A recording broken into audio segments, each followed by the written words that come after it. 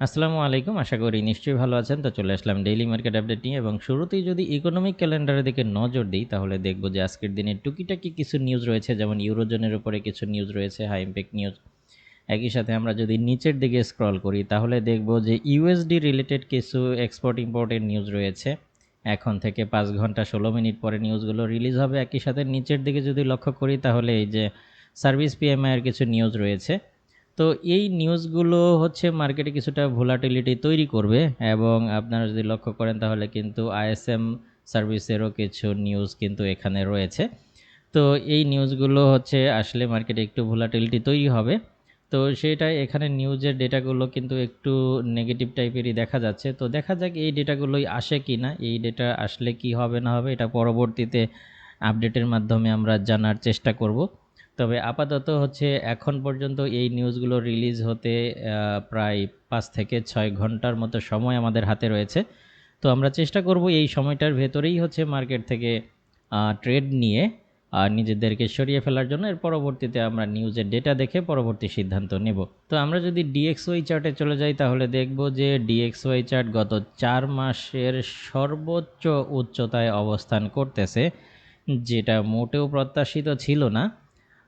Specially NFP news release হওয়ার পর ডিএক্সওয়াই pump করেছিল এবং সবাই ধারণা করেছিল যে এই ট্রেন্ড লাইনটাকে রিটেস্ট করে হয়তো বা এটা ধীরে ধীরে ব্রেকডাউন হয়ে নিচের দিকেই চলে আসবে। কিন্তু গতকালকে চীনের কিছু নিউজ রিলিজ হয়েছিল, পিএমআই নিউজগুলো, ওই নিউজগুলোই মূলত হচ্ছে ডিএক্সওয়াইকে স্ট্রং করে দিয়েছে। কারণ চীনের অর্থনৈতিক কিছু দুর্বলতার চিত্রই হচ্ছে সেই নিউজে উঠে আসছিল। তো যে কারণে আমরা ডিএক্সওয়াইটাকে অনেক বেশি পাম্প করতে দেখেছি। ডিএক্সওয়াই যেই জায়গাটায় অবস্থান করছে আমরা দেখতে পাচ্ছি যে ডিএক্সওয়াই কিন্তু এই জায়গাটি থেকে কিছুটা একদম টপ থেকে ধীরে ধীরে প্রাইস কারেকশন করার চেষ্টা করতেছে। তো প্রত্যাশা করছি যে আজকের দিনে হয়তোবা ডিএক্সওয়াই এই জোনটাকে টেস্ট করবে অথবা এই জোনটাকে টেস্ট করতে পারে। সেটা হচ্ছে 104.427 অথবা 104.275। এই জোনগুলোকে ডিএক্সওয়াই কিছুটা টেস্ট করতে পারে। আর যদি ডিএক্সওয়াই এই জোনগুলোকে কিছুটা টেস্ট করে সেক্ষেত্রে কিন্তু আমরা গোল্ডকে হালকা কিছু আপে পেয়ে যেতে পারি। লক্ষ্য করুন এখানে কিন্তু আমি বলছি হালকা কিছু, মানে উপরে প্রাইস রিটেস্ট করতে পারে। বাট এই মুহূর্তে গোল্ডের টেকনিক্যাল চার্ট প্যাটার্ন থেকে শুরু করে সমস্ত ফান্ডামেন্টাল ডেটা আমি বিশ্লেষণ করার চেষ্টা করেছি, তাতে করে কিন্তু গোল্ড একটা ক্লিয়ার কিন্তু এখানে ব্রেকআউট কিন্তু হয়েছে। সো গোল্ড রাতারাতি হচ্ছে আপে চলে যাবে আপাতত এই ধরনের প্রত্যাশা করছি না। যদিও আমি গতকালকে টেলিগ্রামে হচ্ছে অ্যালার্ট দিয়েছিলাম যে গোল্ড 19-25 থেকে 19-20-এর ভেতরে হচ্ছে এই জোনগুলো থেকে ব্যাক করতে পারে, বাট সেই সম্ভাবনা এখন অনেকটাই কমে আসছে। আপাতত সেই প্রত্যাশা করছি না। ব্যাক করতে বলতে হচ্ছে আমি যেটা বোঝানোর চেষ্টা করেছি যে কিছুটা প্রাইস কারেকশন করতে পারে। তো প্রাইস কারেকশন করলে যেটা হয় যে যারা হচ্ছে উপর থেকে হচ্ছে বায়ে ছিলেন, যদি স্টপ লস দিয়ে থাকেন স্টপ লস তো অলরেডি হিট করে গেছে।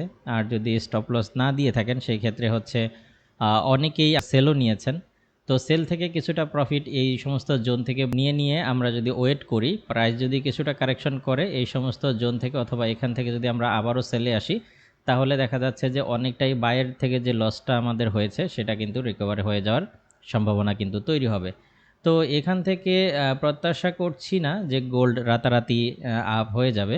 তারপরেও আজকে কিছু নিউজ রয়েছে, স্পেশালি ওই সার্ভিস পিএমআই কিংবা ম্যানুফ্যাকচারিং পিএমআইয়ের যে নিউজগুলো রয়েছে সেই নিউজগুলোর উপরে ভিত্তি করে কিন্তু ডিএক্সওয়াই চার্ট আবারও কিছুটা উইক হলে হতেও পারে। সেটা হচ্ছে নিউজের পরবর্তী সময়ে দেখা যাবে, কারণ ওখানে আমরা ডাটাগুলো কিন্তু কিছুটা দুর্বল টাইপেরই দেখছি। তো আপাতত হচ্ছে টেকনিক্যালি চার্ট প্যাটার্ন বলেন বা যে কোনো দিক থেকেই যদি আমরা এটাকে অ্যানালাইসিস করি তাহলে আপাতত কিন্তু আমরা গোল্ডকে ক্লিয়ার একটি ডাউন ট্রেন্ডের ভেতরেই কিন্তু দেখছি এবং প্রত্যাশা করছি যে আজকের দিনেও হয়তো গোল্ড কিছুটা প্রাইস কারেকশন করলেও দিনের শেষে হয়তো বা গোল্ড ডাউন ট্রেন্ডেই থাকবে। তো সেই ক্ষেত্রে আমি আপনাদেরকে যদি এখানে একটা অ্যানালাইসিস করি তাহলে আমরা দেখব যে আমাদের এইটার যে একটা ট্রেন্ড লাইন ছিল, আমরা যদি এটাকে জুম আউট করি তাহলে দেখব আমাদের এটা কিন্তু একটা ক্লিয়ার একটা ট্রেন্ড লাইন ছিল।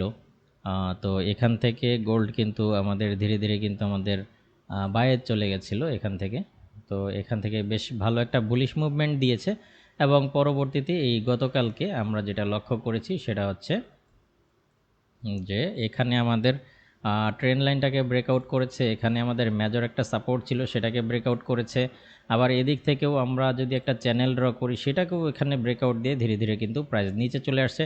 এবং গোল্ডের যেটা চরিত্র যে যদি প্রাইস এখানে সাস্টেন না করতো তাহলে এক ক্যান্ডেল বা দুই ক্যান্ডেলেই কিন্তু এটা উপরে মুভ করতো, বাট প্রাইস কিন্তু এখানে লং টাইম সাস্টেন করতেছে। সো আমরা ধরে নিতেই পারি যে এটা ক্লিয়ার একটা স্ট্রং হচ্ছে বেয়ারিশ ব্রেকআউট হয়েছে।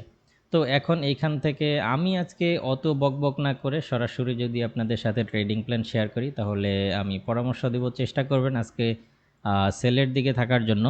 আর সেটা অবশ্যই সেই নিউজ টাইম, অর্থাৎ ওই যে আমরা যে নিউজগুলো দেখলাম গ্লোবাল সার্ভিস পিএমআই বা ম্যানুফ্যাকচারিং পিএমআই এর যে নিউজগুলো দেখলাম, এই নিউজগুলো রিলিজ হওয়ার আগ মুহূর্ত পর্যন্ত সেলে আপনারা থাকতে পারেন।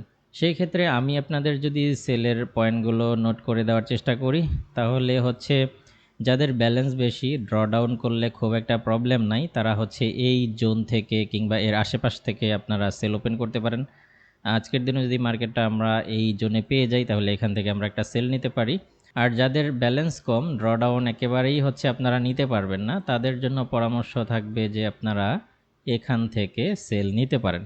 আর যারা ড্রডাউন করাতে পারবেন তারা চাইলে এখান থেকে একটা সেল নিতে পারেন। কোনো কারণে এই সেল যদি লসে চলে যায় তাহলে এখান থেকেও আরেকটা সেল নিতে পারেন। আর এই দুইটা সেলের স্টপ লস দেওয়ার পরামর্শ দিচ্ছি আমি, এই জোনে বা এই লেভেলটাতে স্টপ লস দিতে পারেন।